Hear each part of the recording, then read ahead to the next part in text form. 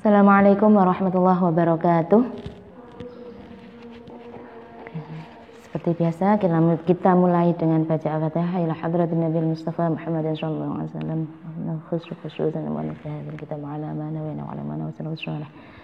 Wa laqad hajatana min hawajitina wa dunya wal akhirah. Al-Fatihah.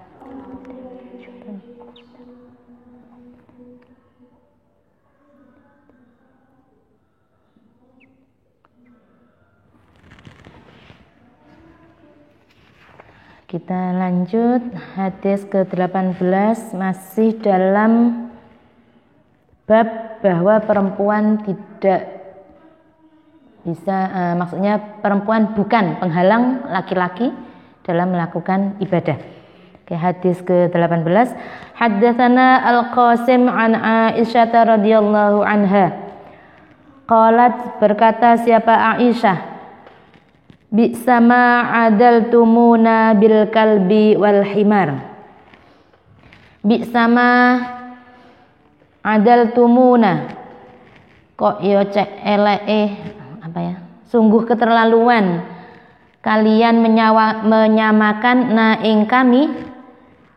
Kok yo sungguh keterlaluan ketika kalian menyamakan kami bil kalbi dengan anjing wal himari dan keledai. Laqad ra'aituni teman-teman wis melihat siapa saya ni ingsun. Maksudnya di sini ra'aituni saya melihat saya, maksudnya itu mengalami sendiri ya. Laqad ra'aituni sungguh saya telah mengalami sendiri.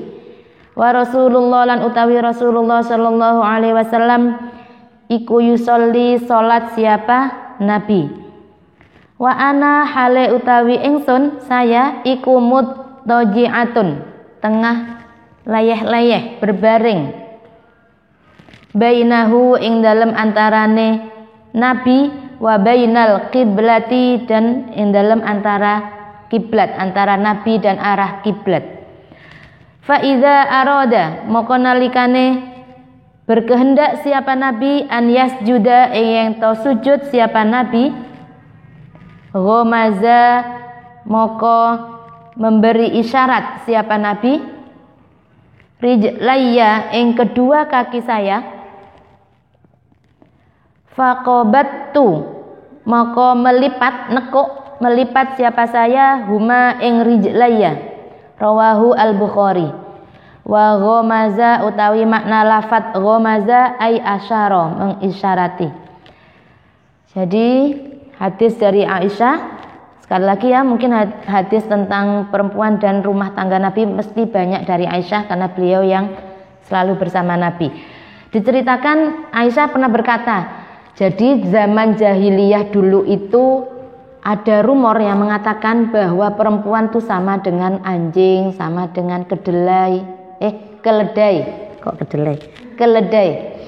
Jadi perempuan disamakan dengan anjing, dengan keledai dan lain sebagainya. Bahkan di zaman dulu banyak cerita yang bisa kita baca bahwa ada rumor ketika seseorang sholat kok ada perempuan yang lewat maka sholatnya akan batal. Sebegitunya ya. Jadi dulu itu memang ada cerita seperti itu, bahkan ada yang mengatakan itu hadis padahal itu bukan hadis ya. Jadi ketika seseorang sholat kok ada perempuan lewat di depannya maka sholatnya batal. Duh, kayak apa aja ya, perempuan lewat aja bisa batalin sholat. Bim salah bim. Itu karena sebegitunya. Jadi zaman dulu sebegitunya menganggap perempuan itu sangat kotor, bisa menghalangi, sampai ketika ada perempuan lewat ya berarti sholatnya batal. Mereka disamakan dengan anjing dan keledai. Terus Aisyah bilang, kok yo cek nemene sih, kok cek parahnya kalian itu yang anggap perempuan itu seperti anjing sama keledai. Saya itu lo ngalami sendiri. Ra'aitumuni, laqad ra'aitumuni. Saya itu lo ngalami sendiri. Kalau Nabi lagi sholat, saya itu lagi tiduran. Saya tidurannya itu di antara Nabi dan arah kiblat. Jadi misalnya sholat ngadep ke sana, kiblatnya ke sana, Nabi sholat, Aisyah itu sarean tiduran di depan Nabi. Gitu.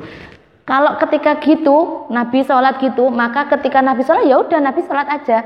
Lah ketika mau sujud kan nggak bisa, ada Aisyah toh, Nabi itu memberi isyarat.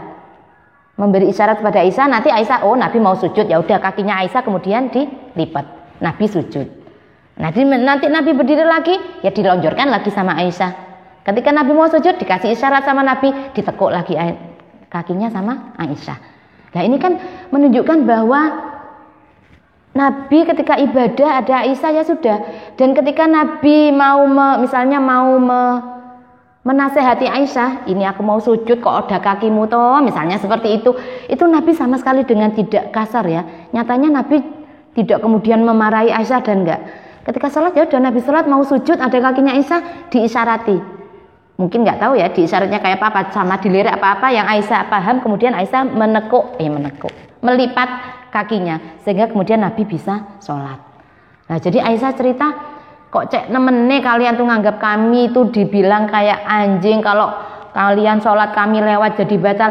Lah wong saya lo ngalami sendiri, Nabi sholat saya di depannya, Nabi juga diam. Cuman ketika mau sujud Nabi ngisyarati biar kaki saya dilipat dulu. Jangan situ aku mau sujud gitu.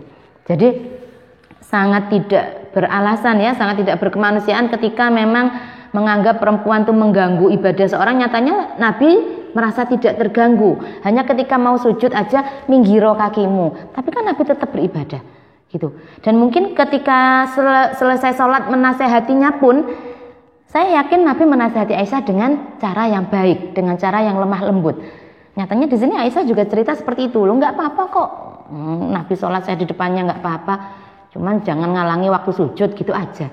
Seperti itu. Jadi di sini juga menunjukkan bahwa perempuan itu salah ketika disamakan dengan binatang, dengan anjing yang dianggap najis lah. Dianggap wah najis ada perempuan. Dipel, wah ada perempuan nggak usah. Nah itu tidak ya. Ketika dulu zaman jahiliyah disamakan dengan anjing, dengan keledai, itu Nabi menyangkal itu tidak betul, bahwa perempuan itu juga manusia, bukan seperti hewan.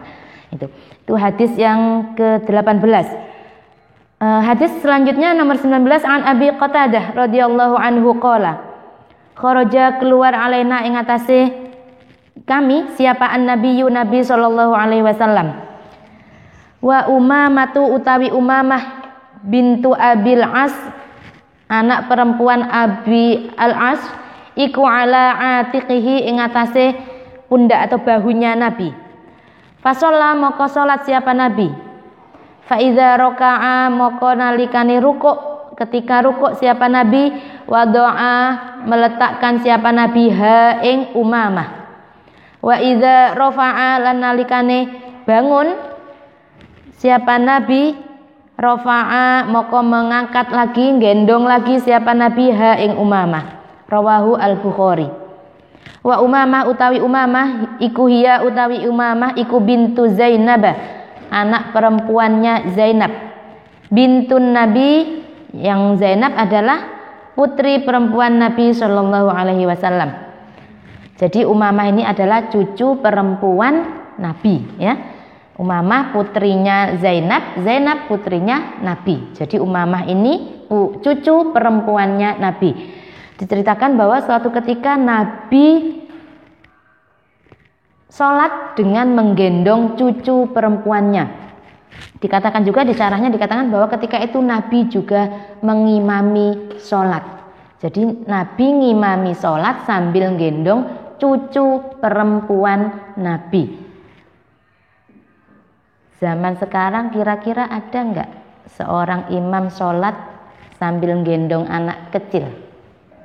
Jangankan gendong, bawa anak kecil, kira-kira ada nggak ya? Kayaknya jarang ya, atau bahkan mungkin tidak ada, gitu ya. Sholat sampai membawa anak kecil, yang ketika ini yang dibawa adalah Umamah, cucu perempuan Nabi. Di sini sekali lagi, karena memang kondisi waktu itu sangat tidak berkemanusiaan kepada perempuan, terhadap bayi perempuan, Nabi melakukan ini untuk menunjukkan, ini loh cucu perempuan saya bawa sampai saya bawa sholat, saya bawa ngimami sampean. Nah, Nabi itu sekali lagi ingin menekankan, makanya kamu tuh jangan heboh kalau punya anak perempuan, jangan malu, jangan merasa malu punya anak perempuan. Kenapa yang dibawa Nabi di sholat itu adalah cucu perempuannya, karena Nabi ingin menunjukkan nggak apa-apa, bayi perempuan tuh nggak apa-apa, sama dengan bayi laki-laki gitu. Makanya nanti kalau punya anak perempuan juga nggak apa-apa, ojo anaknya wedo Allah punya anak perempuan, jangan seperti itu ya, sama anak laki-laki perempuan itu sama saja. Ini Nabi ingin menunjukkan bahwa nggak apa-apa, cucu perempuan pun nggak apa-apa. Bahkan ketika sholat Nabi pun menggendong. Hadis ini saya yakin sudah sering didengar juga ya, bahwa nggak apa-apa sholat bawa anak kecil. Tapi mungkin keterangan yang di tempat lain ketika menanggapi hadis ini dititik beratkan bahwa sholat nggak apa-apa bawa anak kecil. Tapi tidak ditekankan bahwa yang dibawa Nabi adalah cucu perempuan Nabi.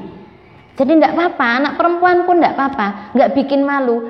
Jangan yang seorang ayah hanya bangga ke masjid ketika mengajak anak laki-laki saja. Kebanyakan seperti itu, iya enggak? Iya.